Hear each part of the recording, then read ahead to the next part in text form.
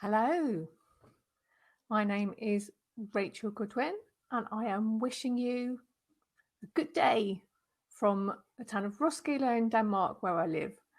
And today I have come online because I want to talk to you about Ascension runes. So, a few years ago, after I'd moved to Denmark, I started working with something called Sather, which is,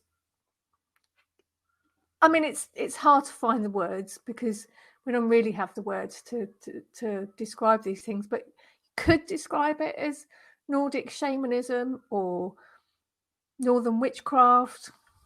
None of the words quite get there. It's Sather. But runes is one of the things that is very, very powerful to work with. And I also work with Ascension. I work with the Ascended Master Sarah. She's the daughter of Mary Magdalene and Yeshua. And I've been bringing through teachings and channelings from her for many, many years. And she is very involved in working with the New Earth grid. So that's something that I work with a lot, teaching ways to build violet flame spirals for clearing. And soon we're going to be working to bring in her flame.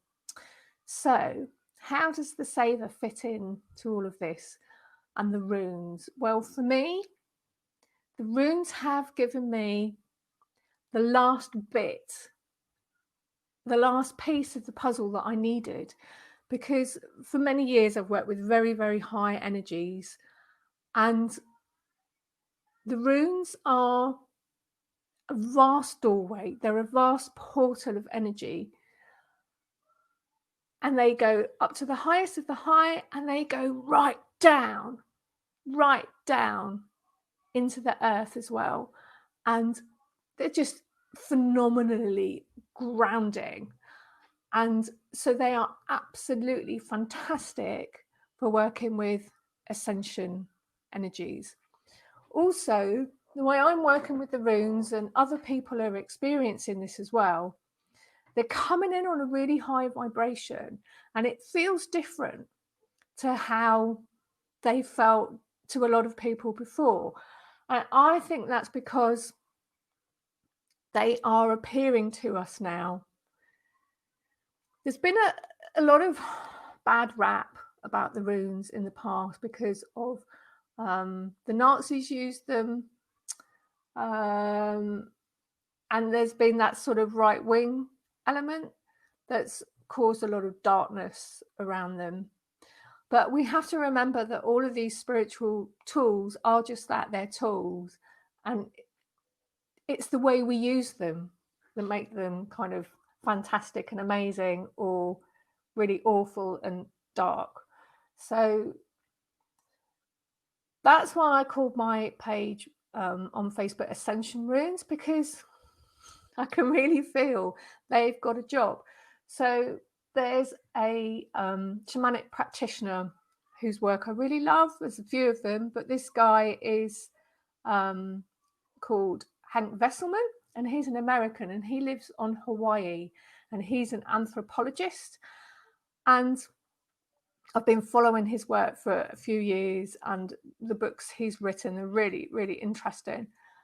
And I was listening to him talk the other day, and he was saying about creating a new kind of shamanic way, from what you're bringing through. And I absolutely agree with that.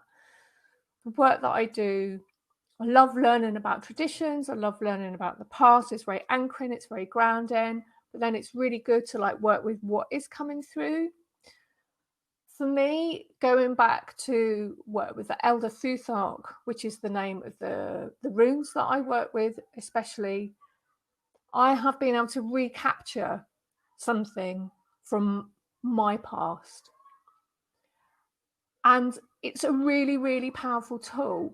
And not to use that would be a bit of a waste, to be honest. Because so many people have used it, and used it for the light. I mean, it's not all been darkness with the runes. But the Norse were also very, very pragmatic and grounded people, and they really dealt with the here and now and the nitty-gritty of things. And you also have that in the runes. But going back to what Hank Wesselman said, yes, we do need to create something new, but I also think we can create from what has been there. And if we listen or are interested to the work of Carl Jung, the psychologist that developed the Jungian psychotherapy, he spoke about cultures needing to really grow from what's been there so that things don't get locked into the shadow. So he actually said that in the Nordic countries, and this includes Britain as well, because there was a lot of Nordic spirituality in Britain. It's not just Scandinavia and Germany, but because there is a lot of like Nordic spirituality in the past, that is in the collective unconsciousness of these cultures. And so by working with the runes and these, you know, spirituality surround it, we can also like work with the problems that have been there and lift them up. So that's another fascinating kind of, I wasn't going to talk about that today, but I just suddenly came up to say about, because Sarah, who I work with, Ascended Master Sarah, it's all about integration. It is about really facing what is there and saying, yeah, this is the problems that are here. Let's work with them. And it's all about bringing the light and the dark together. And it's a really, really powerful alchemical way of working. So even though I work with the runes, I have to say Sarah does come a lot into my work because she's working with Ascension. So I've sort of combined these things. But the Nordic spirituality, it has a lot to offer me and gives me a lot of different understandings and perspectives than perhaps I can get otherwise from kind of the New Age movement. And, you know, so I've been sharing and working with these things for a couple of years now. And I find that other people also respond very, very positively to them. And I think there's a number of us now, it's kind of a soul group that is ready to work with these things. And perhaps we've worked with them in past lives before. It was also very, very empowering for women because women were the main kind of save corners working with magic and prophecy. You know, there's a lot of cultures where it's been male and the shamans have been male. And in the Nordic Scandinavian tradition, the Northern tradition, it's been female. And there are men, of course, there are men working with this and they're working very powerfully and wonderfully. But just to say that for us women who've maybe lacked an energy matrix that really empowers us, this really works. It's great. So I'm still training. I will finish my training next year. It was a 2-year course. It's become a 3-year course because of the Corona time. And I have lots of homework that I have to do. I'm training with a lady called Imelda Almquist. Her work is amazing. Look her up. She teaches rune classes, writes an awful lot. There's loads of stuff on the internet. She's very, very interested in her work. She has a very original and deep perspective on things. Where was I? What was I saying? I was going somewhere. I do this when I'm talking to people. I sort of go off at an angle and I say, where was I? And they help me come back. But now I'm talking to the computer. I had to try and guide myself back to something that I was talking about. Where was I? No, it's gone. So I'm going to, it might come back to me, we'll see. But I'm going to jump onto the Norns. Well, not literally.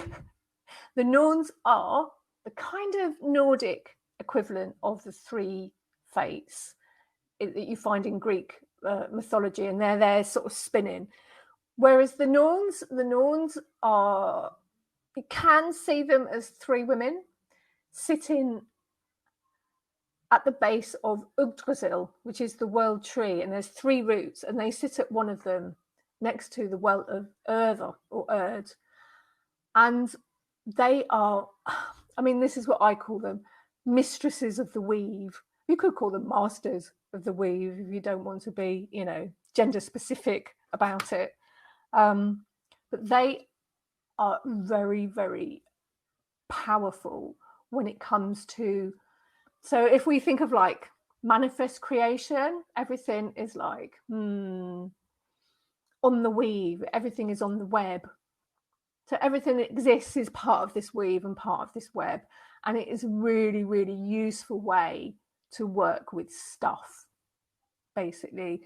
So if you think like, if you get born into a family, everything that has been weaved and woven before you get there, you're born into that weave. And then you have to start manipulating the weave yourself to sort of make it the way you need it to go. I'm going to read out. So I'm quite fortunate. If you like mounds and dolmens and all that sort of thing, you know, there's loads of them where I live. So I'm very fortunate that I can go and do journeys at them. Just a note of warning.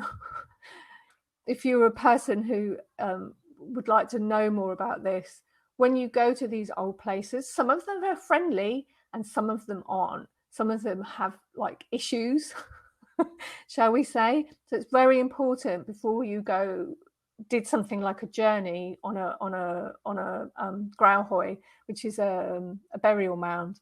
You have to stand and tune into the energies first and just make sure it's okay, because you don't want to go and like spiritually open yourself up to somewhere where the energies are like, yeah, I think you can read it from my face. Say no more. So, but I have this particular one called Mestahoy that's near me that's very, very special, and it's very supportive of this sort of work, and it's really, really happy for me to go there and sort of augments the journeys that I'm doing. So I went and did a journey to the Norns because I'm teaching a class on Sunday. So, that's what I was going to say earlier. It's come back to me now. I teach a class on Ascension Runes every Wednesday, apart from when I'm on holiday. And I'm going through the whole of the Elder Futhark, and together we're journeying on a rune. And you don't have to join it live. It's there recorded. And it's also, if you go to the left-hand side of the Ascension Runes page, there is a YouTube header. If you click on that, there's a playlist on YouTube. So that's completely free. And that's because I wanted to introduce people to working with the runes. But I'll try and remember to tell you a little bit more about that at the end, because I've gotten to the Norns now. Don't want to stop. I'm on a flow. So there I was at Mestahoy doing my journey. Just have a bit of water, excuse me.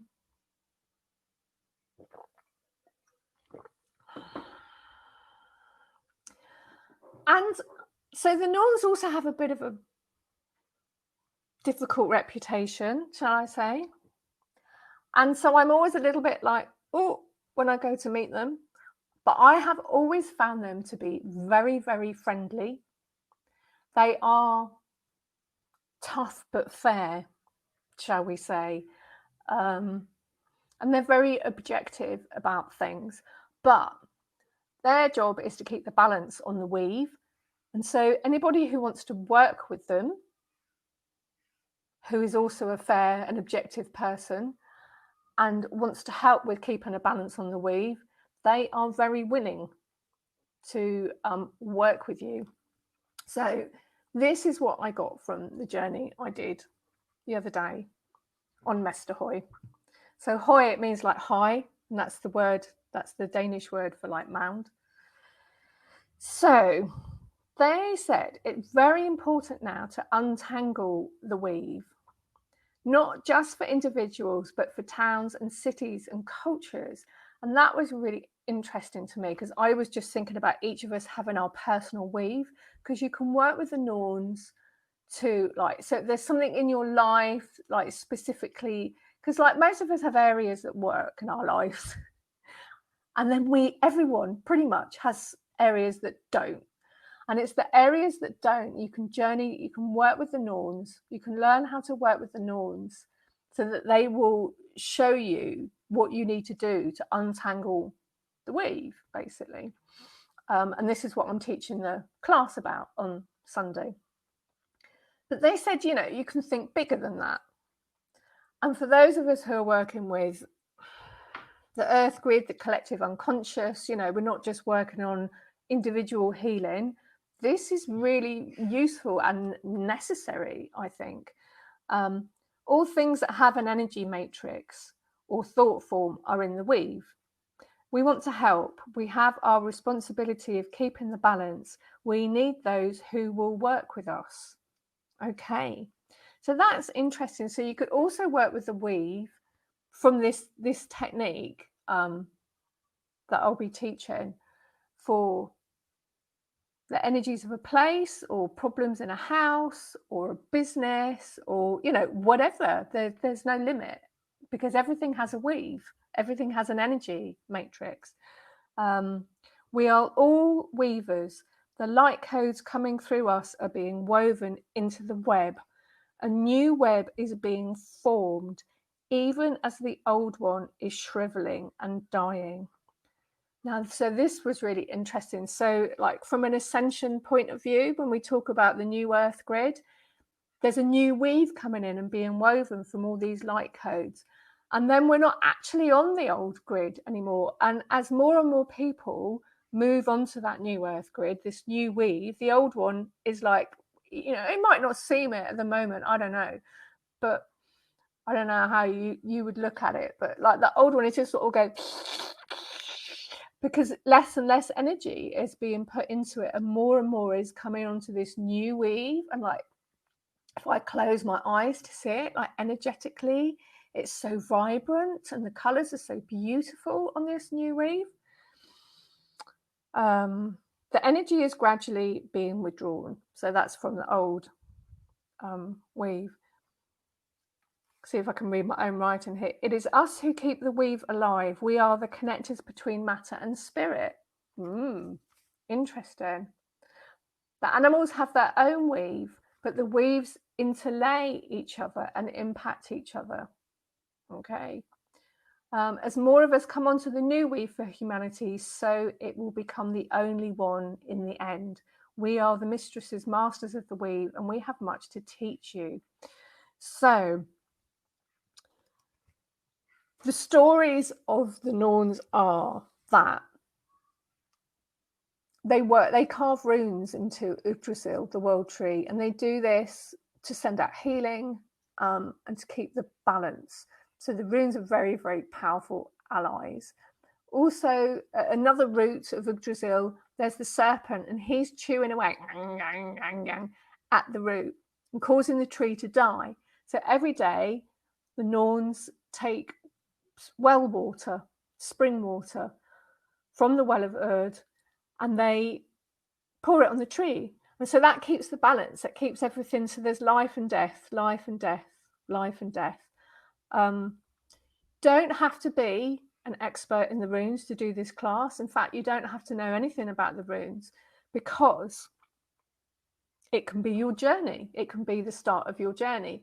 So going back to the Ascension page I have on Facebook, I teach a class every week. Well, it's really me doing my homework and then sharing it. But I'm talking about how to connect with the runes. And many of us have been told that we have to learn a lot about the runes in order for them to work with them.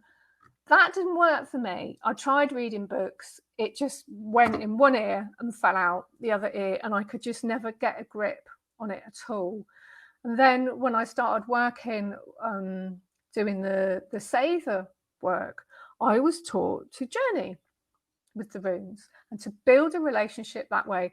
And that has really, really worked for me because as an energy healer, things are all about energy. You know, I feel everything as energy. I see everything as energy. And it's a very divine feminine way of working with the runes. So it's because it is about you, like, energetically building a relationship with the runes. And it's like, you know, if you go and meet a person for the first time, you might have heard what other people say, which is like, you know, reading books about the runes, but it's not going to mean that much to you until you've met that person yourself. And then, you know, it's up to you how well you get to know that person, how much time you spend with them, how much energy you dedicate to the relationship. You know, do you stay through it when there's difficult times and, you know, things go wrong, which would be, you know, because as you work with the runes, they will bring you into wholeness, basically. So, you know, are you willing to work through your stuff and have them teach you about your shadow, for example? So it's about the time you put in to working with the runes, actually. And, you know, maybe you want it to be the runes, you want the runes to be your best friend. Maybe you want the runes to just be, you know, someone, you know, like, you know, maybe you've got a friend who you just phone up occasionally and they're, you know, really helpful with something or other. You know, we all have different types of friends, and that's fine. And you can make, if you're drawn towards the runes, the sort of friends that fit into your life. And then when you do read books about them, if you really get into it, warning, you know, they are known to sort of like get people addicted to them. But as you read books about the runes, once you've got a relationship with them, actually becomes much more interesting, and it means something, because no one is right or wrong when it comes to these things. Like, I will have one view on Sally, somebody else will have another opinion of Sally. You know, who's to say who's right and who's wrong? And it's a bit like that with the runes. They're teaching things about ourselves. They have an energy. What is really important is we listen and we are reflective on what we get. They also work really powerfully with healing and magic, because they're not just about information. They are like each have a life force of their own, and they impact upon us. Anyway, so going back to the class I'm going to teach on Sunday, I'm going to teach how to do, if you already work with oracle cards or tarot cards, you can also use that and then use the runes in them. But it's a way of connecting with the Norns, basically. We're going to journey to the Norns, and then I'm going to show you how to do this 3-card or 3-rune spread. You don't have to have your own runes, because, I mean, you can literally just draw runes on bits of paper and use that. I have made my own runes because it's something I really like doing. My first set, I got stones and I got glass paint, because I used to do glass painting, and I painted them on. You can also just use a Sharpie pen, which is a permanent ink pen, and just draw them on. So it doesn't have to be complicated, but of course you can go on Etsy or something and find some really lovely ones on there. So I'm just going to pull a rune. I can't let an opportunity go past. I'm just going to pull a rune for today, for this talk. Oh, I got nailed. Okay, and I'm laughing because this is the Rune of the Norns.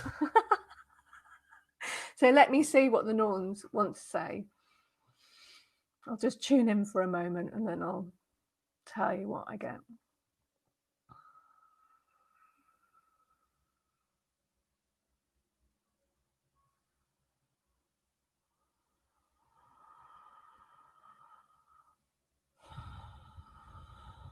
Yeah. So they're reminding me, first of all, I just felt all this love coming in, and then they reminded me about their power, So the first time that I really saw this aspect of the Norns was I went and did an introduction to Seither in Sweden, in Skåne, which is lovely.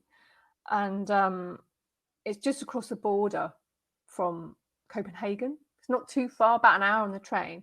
Anyway, there was this lovely woman. Oh, can I remember her name? Anna Kjellin, I think.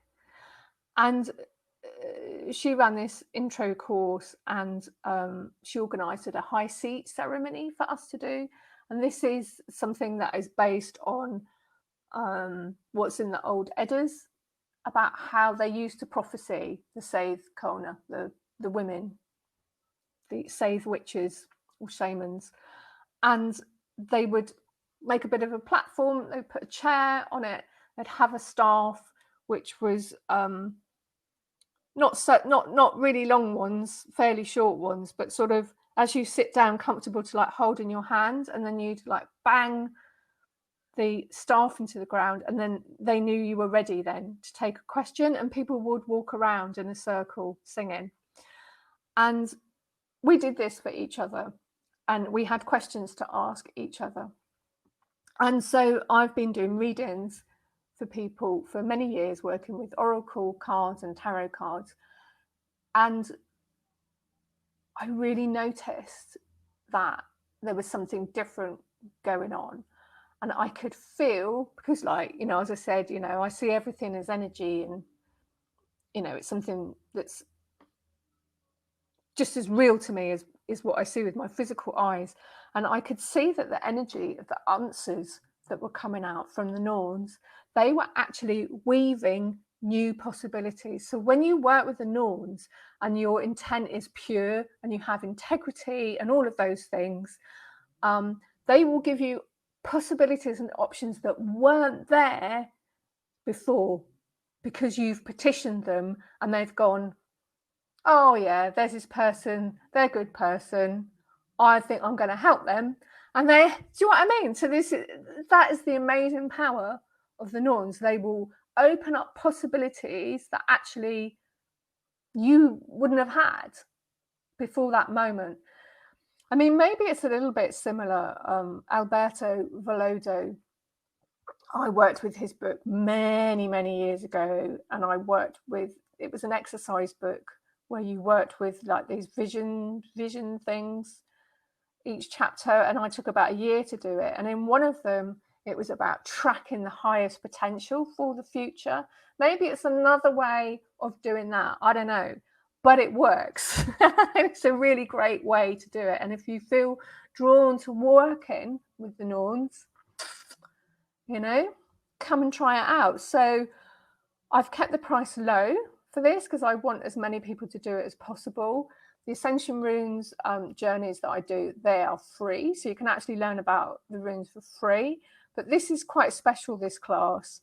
And the more people that can do this work, the more we can help ourselves, help humanity, help the earth. I am going to put the price up a week after I do the class on Sunday. So if you want to do it, come and join.